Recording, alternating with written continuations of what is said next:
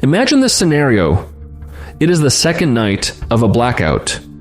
The power went out yesterday afternoon, and it is not coming back anytime soon. Outside, it is 24 degrees, and the wind is pushing against the windows. Inside, your kitchen is dark, the stove is dead, and the kids are asking when dinner is ready. You remember the charcoal grill on the back patio. You think, I will just bring it into the garage, crack the door an inch, and cook fast. That decision has killed more Americans than the storms themselves. Here's the paradox. In almost every major U.S. power outage of the last 20 years, more people died after the storm than during it. After Winter Storm Uri hit Texas in February 2021, at least 17 people died from carbon monoxide poisoning trying to heat or cook inside their homes.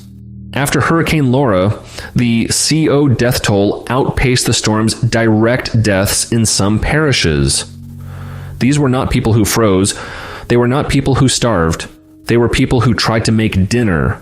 So today, I'm going to walk you through exactly how to cook safely when the power and gas are gone. We will go through 7 methods, from the safest to the ones that need real care. We will cover what to never, ever do. And I am going to show you one method at the very beginning that almost nobody outside of backpackers and old-time homesteaders knows about. It uses 0 flame, 0 fuel, and it can cook a full pot of rice while you sit and read a book. Stick with me, because this is the kind of knowledge that does not feel important until the day it is the only thing standing between you and an ambulance ride. Let me start with the principle that everything else hangs on. Combustion eats oxygen and produces carbon monoxide. Carbon monoxide has no color, no smell, no taste, and no warning. You do not cough, you do not gag, you do not gasp, you get a mild headache, you get sleepy, you lie down, and you do not get back up. That is the entire mechanism. So the rule is simple, and it has no exceptions. If it burns fuel, it needs ventilation, or it goes outside. Memorize that line. Every safe method we are about to cover obeys it. Every dangerous method we are about to cover breaks it. Method number 1 is the secret I promised you. It is called retained heat cooking, and old-timers in this country called it a haybox. Here is how it works. You bring your pot to a hard boil for about 3 to 5 minutes on any heat source.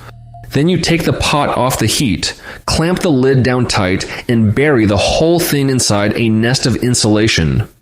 A wool blanket folded several times, a sleeping bag, couch cushions piled around it, even a cooler stuffed with towels. The food keeps cooking from the heat already inside it.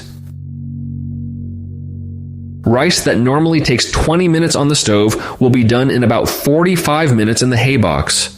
Steel-cut oats, which usually take 30 minutes, will be ready in an hour and taste better than the stovetop version.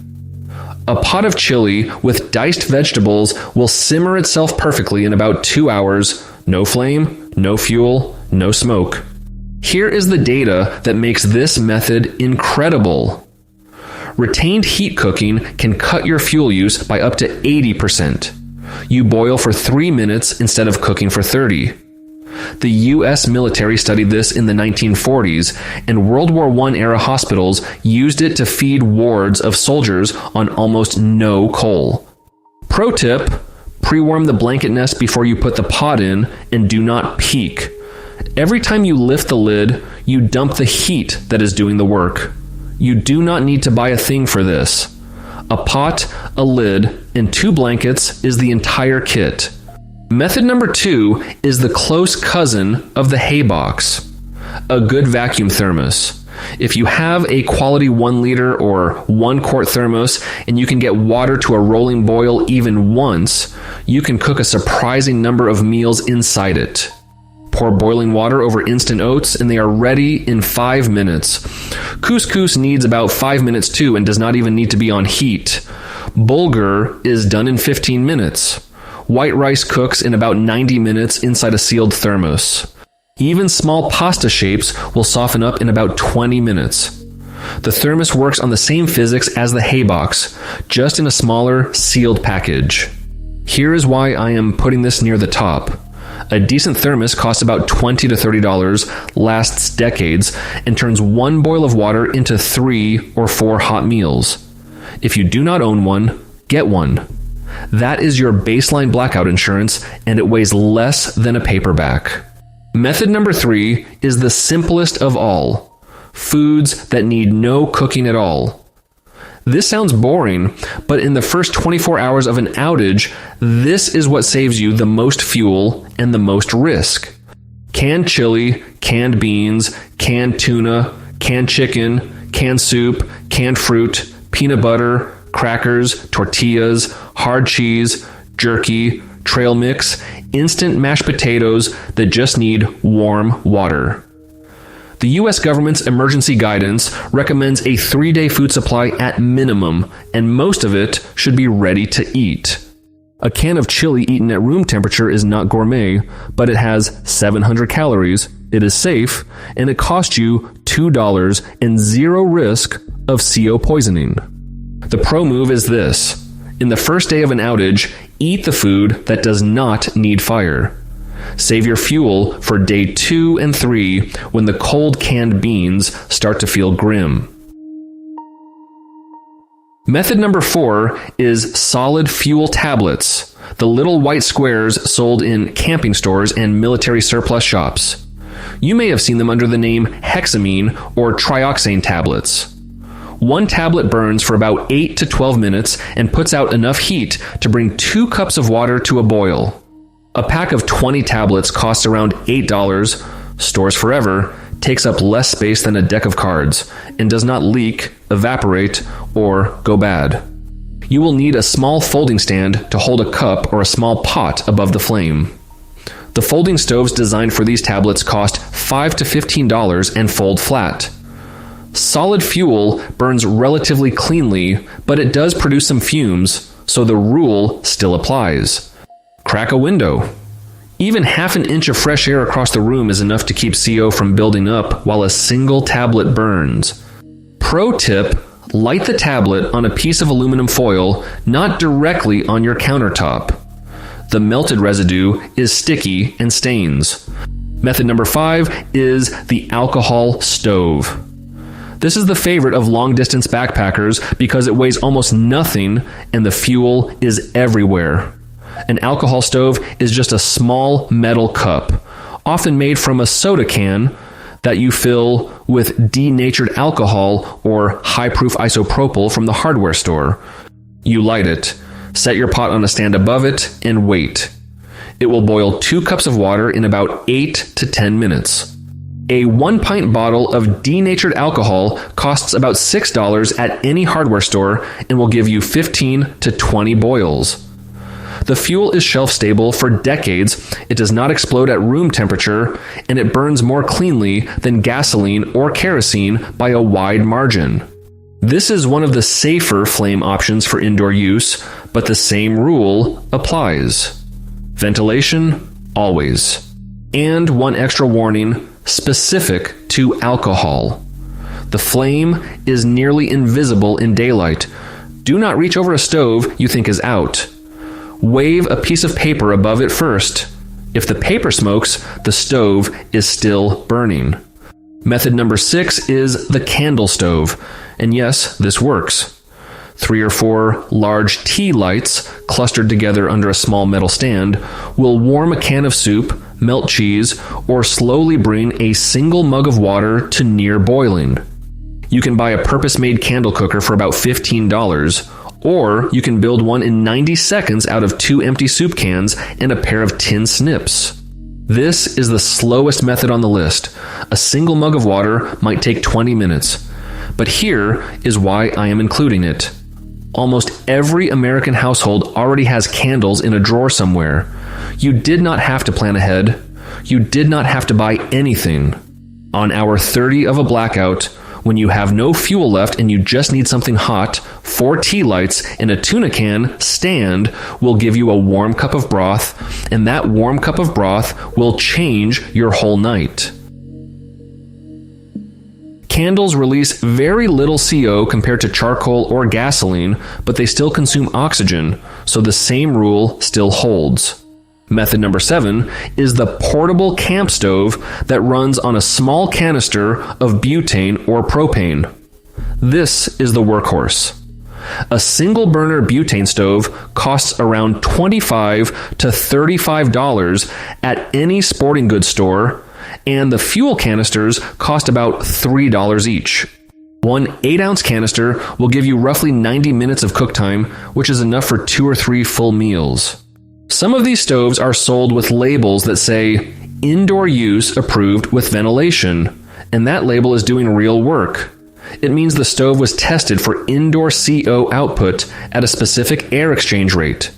Even with that label, you crack a window. Even at 10 below zero outside, you crack a window an inch.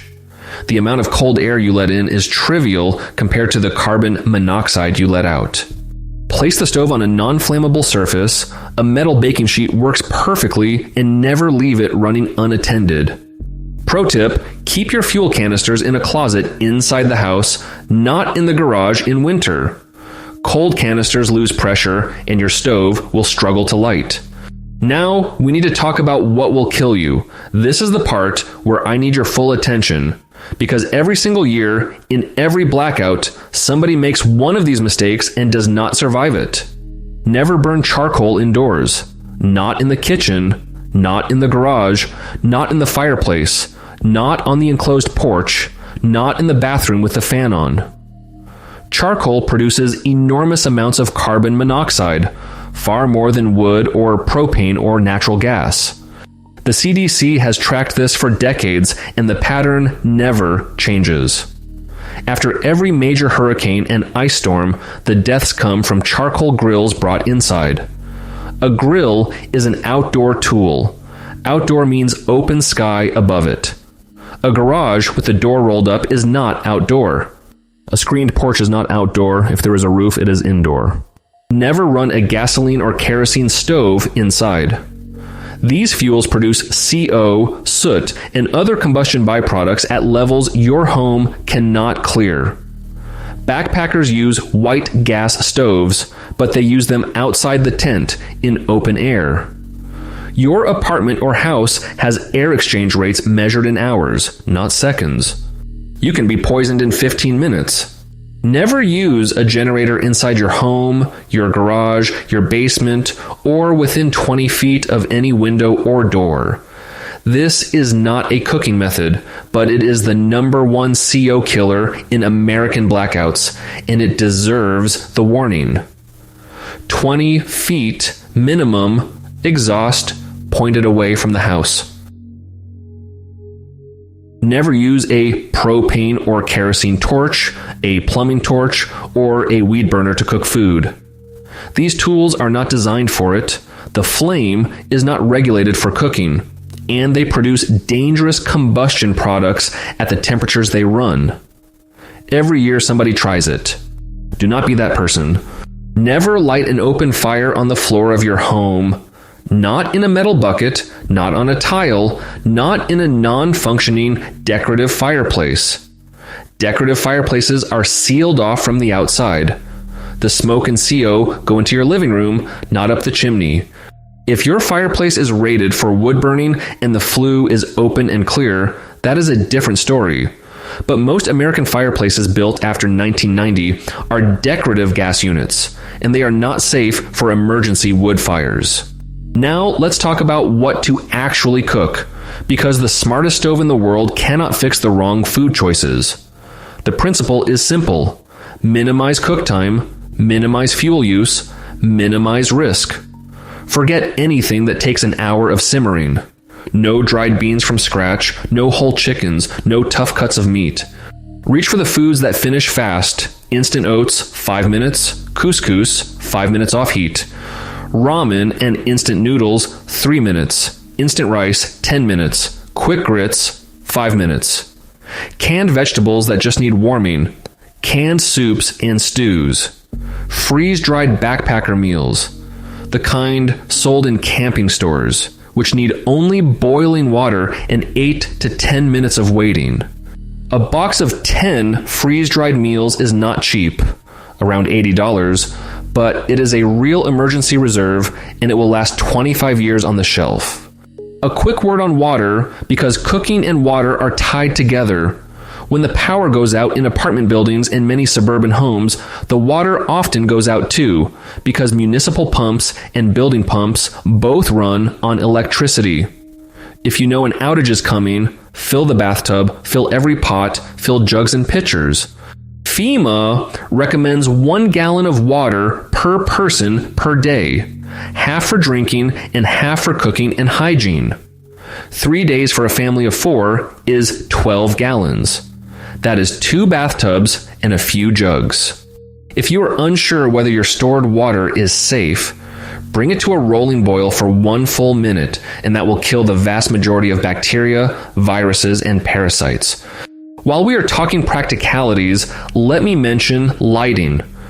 Cooking in the dark is how people get burned, slice their fingers, and knock over a stove.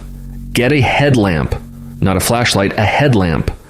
A basic LED headlamp costs about $15, runs for 30 to 50 hours on a set of 80A batteries, and frees up both your hands. Candles are pretty, but they are dim, they tip over, and they start fires. A headlamp on your forehead while you stir a pot is one of those small upgrades that feel silly until the night you actually need it. And one last practical note about your refrigerator and freezer during an outage. Do not open them. Every time you open the door, you lose hours of cold. A full freezer will hold safe temperature for about 48 hours if you leave it shut. A half-full freezer holds for about 24. A refrigerator holds safe temperature for about 4 hours. The rule from the USDA is simple. Eat the perishable food first in the first day. Eat the freezer food second in days 2 and 3. Eat the canned and dry food after that. If a perishable food has been above 40 degrees for more than 2 hours, throw it out. Food poisoning during a blackout, when you may not have access to medical care, is not a risk worth taking for a piece of leftover chicken. So here is what you now know. You know that the people who die in blackouts mostly die trying to cook, not from cold or hunger. You know that carbon monoxide is silent and you cannot feel it coming. You know that a thermos and a wool blanket can cook a full pot of rice with 3 minutes of boiling. You know 7 methods that work and 4 that will kill you. You know the rule that ties them all together. If it burns fuel, it needs ventilation, or it goes outside. Pick up a small butane camp stove, a couple of fuel canisters, a pack of solid fuel tablets, a 1-quart thermos, a headlamp, and a few days of canned and quick cook food. The whole kit costs less than dinner for 2 at a decent restaurant.